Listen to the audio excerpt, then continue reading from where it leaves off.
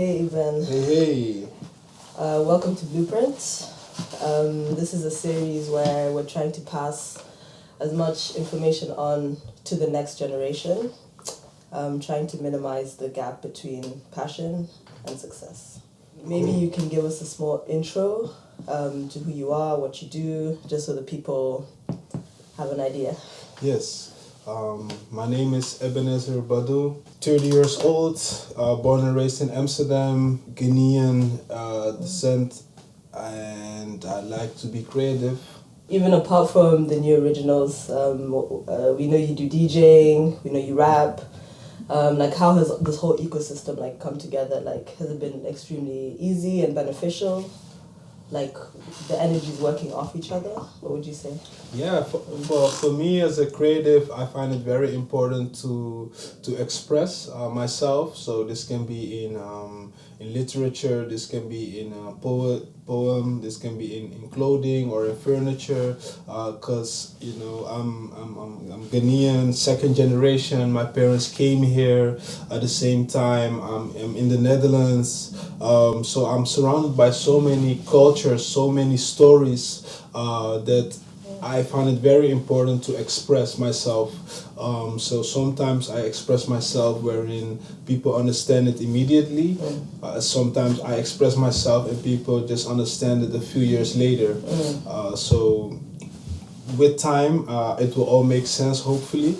But for now, I just try to express as much as possible. So maybe you can tell us a bit more about you and your co-founders, Risky and Maru. What have been the benefits of being the three of you? What are the pros? What are the cons? Yeah. Yeah, I mean, there is an African poem whereby they say, in your own you go fast, but with together you go far. So we just try to go back and forth within each other's stories, perspective, storytelling. Risky, he is from Indonesian descent. Maru is Ethiopian Dutch. Having these corners of the world and also sharing ideas, sharing thoughts, it all gives it a very fresh way of looking at things. So I don't believe in absolute truth. There's always perspective, and of course there are some truths that are being written down for some time, but I guess that keeps it very vibrant. Yeah. So together with the guys, we just try to keep it vibrant and also just try to understand each other. Sometimes I don't even understand my fellow Ghanaian. Yeah. So there are moments whereby we don't understand each other, but I guess it's also about patience and willing to know better and doing more. I think I definitely see that aspect of Together We Go Far in Amsterdam. Because even with Pata and Daily Paper, I feel like you guys kind of support each other as a community. How has that been in terms of competitiveness, as well as being hey bro, I think you should do this, with support as well. So how did that work out for you guys? Yeah, I think we are very, very competitive, especially coming out from this city. Also seeing the influences we got. We are surrounded by London, Paris, Antwerp, Berlin. So we get a lot of influences. And at the same time, it's also first friends and then work. So for me, personally, when it comes to the guys from Filling Pieces or Daily Paper or even Pata, these are all people that I reached out or came across in my free time. So by going out or go to certain events where you share thoughts, where you mingle, where you laugh, where you enjoy, and then from there on it just transitioned into the business side of things. Yeah. So that's why for me DJing is such an important factor, because it's not only alcohol drinking that people do, it's really about networking. It's really about zooming out of the daily and talking about future visions. And the moment that clicks, that's when you can go to the business part of things, I guess. Okay. Coming off that now, building this strong professional network, as well as the European side of it.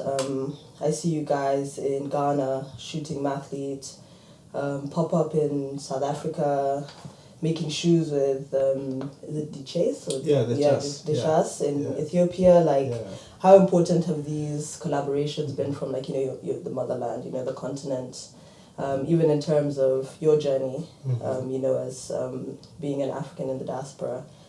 How beneficial have these connections been on the continent? Yeah, it really started for us as more own stories / stories of other creatives, and then it happens to be that they are from in Ethiopia or from Ghana. We had a chance to work with Ebenezer Blanche. We're releasing the new film that we did together soon. So hopefully by the time people are watching this, it's already out. So that's coming up soon, like it's a new sequel.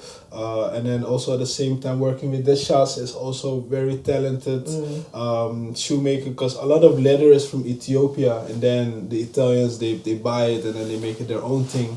But a lot of these leather is really from Africa.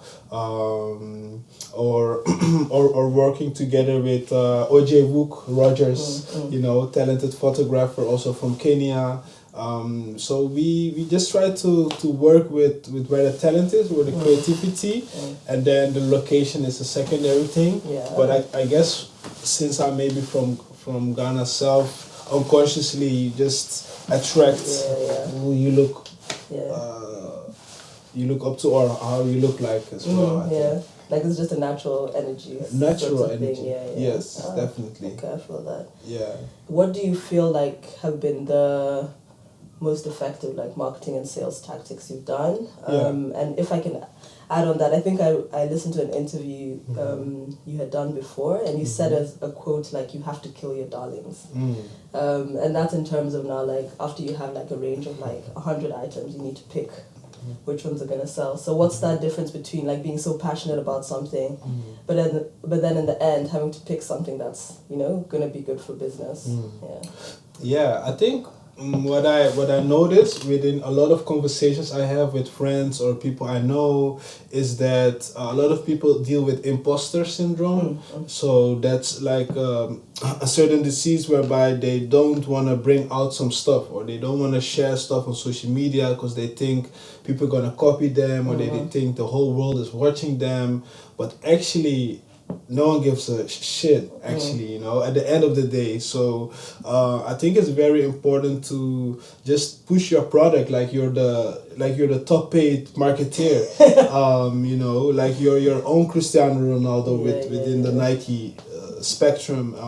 So this is something I really noticed, that to sell some stuff, you really have to push it yourself, and the moment you push it, that's when other people start to believe it.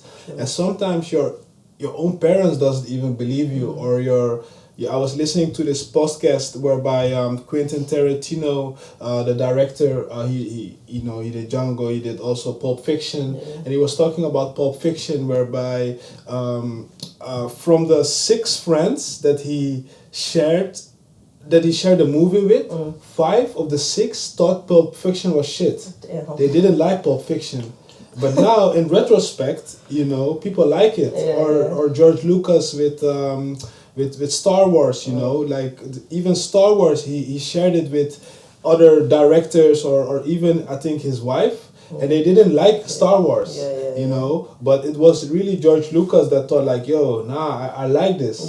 And then just going for it. So now I'm more in the phase of, I'm just going to be attached. I'm just going to disattach myself from it. Just going to see it myself lose than the ideas I have. And I'm just going to push it. And use social media as the best tool we ever got from this century. So basically just trust in what you believe in. Yep. And send it. Because social media, the power of it is enormous. I really do see that with you as well. Like, I mean, there's this kind of like waiting game as well, because I know there's a lot of times I reply to your story and I'm like, when is it dropping? You're like, just chill. Like, you're like, December. I'm like, But I do like that thing of, you can see it from you that you do believe in yourself and you do believe in your product. And maybe to end off, you can say something, a piece of inspiration to the people. watch as much as podcasts you can. Watch a lot of interviews. Read a lot of books. It's important to keep educating yourself because right now with the power of social media and all other things, there's so much information we have available in front of us. So we have to go for it. And at the same time, make sure to rest well. Make sure to sleep your 8 hours. If you can do some fasting, you can do some prayers, meditation, do it. Sports, stay healthy, mind, body, soul, everything. Amen. Thanks, bro. Bless. I appreciate it. I appreciate Thank you so much for your time, man. Thank you for your time.